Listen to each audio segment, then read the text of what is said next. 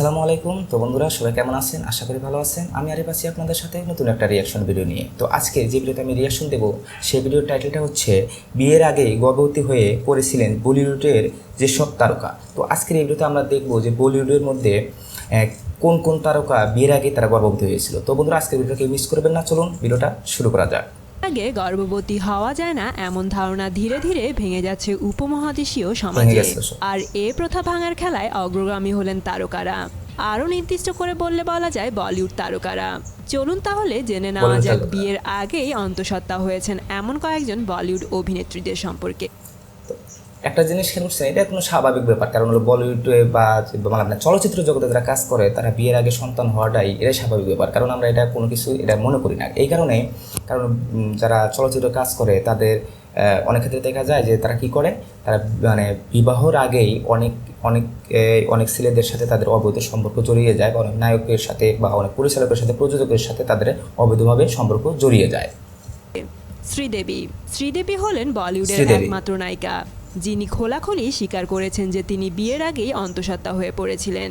1996 সালে বনি কাপুরের সঙ্গে যখন শ্রীদেবীর বিয়ে হয় তখন তিনি 7 মাসের অন্তঃসত্ত্বা ছিলেন।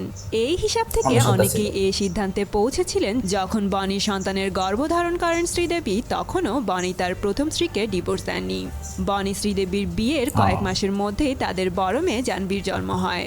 কঙ্কনা সেন শর্মা বেশ কয়েক বছর অভিনেতা রণবীর শোরের সঙ্গে প্রেম পর্ব চলার পর 2010 সালে দুজনে বিয়ে করেন। এদিকে বিয়ের ঠিক পরেই 2011 সালের শুরুর দিকে এক পুত্র সন্তানের জন্ম দেন কঙ্কনা। এই থেকে বলিউডে আলোচনা শুরু হয়ে যায়। বিয়ের আগে থেকে তাদের সাথে মানে মেলামেশা বা শারীরিক সম্পর্ক যেটাই বলেন না কেন তাদের সাথে ছিল। তো একটা সময় দেখা যায় যে বাচ্চা হয়ে গেছে, তখন কি করে তারা আবার পুনরায় এটা বিয়ের মধ্যে আবদ্ধ হয়ে যায়। এটা হলো চলচ্চিত্র জগতে এটা তাদের কাছে কোনো ফ্যাক্ট না বা কোনো ব্যাপার না। তো আমাদের যারা মুসলিম যারা আছি তারা কি করি, যখন বিয়ের আগে যদি কোনো সন্তান হয় তো আমরা এটা জারজ সন্তান হিসাবে পরিচিতি পাই আর কি। তখন সমাজে তাদের মুখ দেখানো অনেকটাই কঠিন হয়ে যায়। তো অন্তঃসত্ত্বা ছিলেন কঙ্কনা, তবে এই বিষয়টি কঙ্কনা নিজে কখনো স্বীকার করেননি। নীনা গুপ্তা ক্রিকেট কিংবদন্তি স্যার ভিভিয়ান রিচার্ডসের সঙ্গে সম্পর্ক ছিল ছোট ও বড় পর্দার জনপ্রিয় অভিনেত্রী নীনা গুপ্তার। বিয়ের আগেই অন্তঃসত্ত্বা হয়ে পড়েন তিনি। তাদের মেয়ের নাম মাসাবা।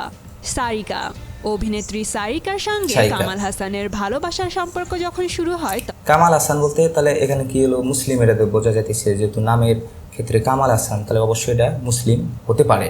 তো একটা মুসলিম কিভাবে বিয়ের আগে সন্তান জন্ম দেওয়ায়, সে ছেলে হোক সে তার ধর্ম দিক থেকে কখনোই এটা উচিত নয়। তখনও কামালের সঙ্গে তার প্রথম স্ত্রীর বিবাহ বিচ্ছেদ হয়নি। এই সময়েই সারিকা কমলের সন্তান গর্ভে ধারণ করেন। এই সন্তানই বর্তমানের বিখ্যাত অভিনেত্রী শ্রুতি হাসান। মহিমা চৌধুরী ববি মুখোপাধ্যায়কে বিয়ে করার আগে অন্তঃসত্ত্বা হয়ে পড়েছিলেন বলিউডের অভিনেত্রী মহিমা চৌধুরী। তার আগে বেশ কিছু তারকার সঙ্গে প্রেমের সম্পর্কে জড়িয়েছিলেন তিনি। তবে ববির সঙ্গে মহিমার বিয়ের খবরটা আচমকাই প্রকাশ পায়, আর ববিকে বিয়ের কয়েক মাসের মধ্যেই এক কন্যা সন্তানের মা হন মহিমা। কতটা সৌভাগ্য তাদের যে বিয়ের পরে তারা অটোমেটিক তারা বাচ্চা পেয়ে যায় দিচ্ছে। তো এত ঝামেলার দরকার কি? বিয়ের আগে তারা শারীরিক সম্পর্ক করে বা যেভাবেই হোক তারা বাচ্চা কনসেপ্ট করে নেওয়ার পরে বিয়ের পরে তাদের স্বামীকে তারা বাচ্চা সারপ্রাইজ করে দেয়। সেলিনা জেটলি দুবাইয়ের হোটেল ব্যবসায়ী পিটার হাগের সঙ্গে বেশ কয়েক বছর প্রেম পর্ব চলার পরে সেলিনার সঙ্গে তার বিয়ে হয় 2011 জুলাইয়ে। পরের মার্চেই যমজ সন্তানের মা হন সেলিনা। অমৃতা আরোরা ব্যবসায়ী শাকিল লাদাকের সঙ্গে অমৃতার বিয়ে হয় অত্যন্ত দ্রুততার সঙ্গে এবং গোপনে। বিয়ের কয়েক মাস পরেই সন্তানের জন্ম দেন অমৃতা। স্বভাবতই গুঞ্জন শুরু হয়ে যায় যে অমৃতা হয়তো বিয়ের আগে থেকেই গর্ভবতী ছিলেন। তো বন্ধুরা, তারকাদের এইসব অজানা তো আরেকটা কথা হলো কি, তারকারা যে এই ধরনের কাজ করবে তাদের কাছে কোনো একটা মানে ফ্যাক্ট না বা ব্যাপার না এটা, কারণ চলচ্চিত্র জগতে যারাই কাজ করুক না কেন তাদের লজ্জা হায়া শরম কিচ্ছু থাকে না। তো আর বিশেষ করে তারা অন্য ধর্মের আর আমাদের যে মুসলিম ধর্মের যেগুলো আছে, আমরা কখনোই মুসলিম ধর্মের এই আমাদের মানে ইসলাম ধর্মে যেটা আছে সেটা হলো বিয়ের আগে বাচ্চা নেওয়া একদম হারাম। আর বিয়ের আগে যাদের বাচ্চা হয় তারা সমাজের মধ্যে অনেক ঘৃণিত সন্তান হয়ে থাকে এবং যারা সন্তান হিসেবে পরিচিতি পায়।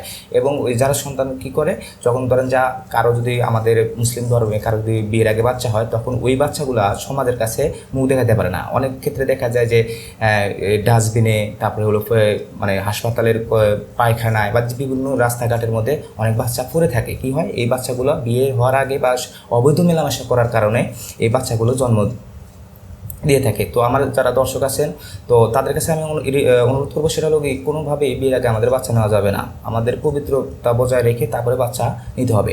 তো বন্ধুরা, এই ছিল আজকের ভিডিও। তো আজকের এই রিয়াকশন ভিডিওটা আপনাদের কেমন লাগলো অবশ্যই কমেন্ট বক্সে জানাবেন। আর আপনাদের যদি ভিডিওটা ভালো লেগে থাকে অবশ্যই ভিডিওতে একটা লাইক দিবেন। আর এরকম নতুন নতুন রিয়াকশন ভিডিও পেতে অবশ্যই চ্যানেলটি সাবস্ক্রাইব করবেন। তো আজকের মতো আমি এখানে বিদায় নিচ্ছি। সবাই ভালো থাকবেন, সুস্থ থাকবেন। আল্লাহ হাফেজ।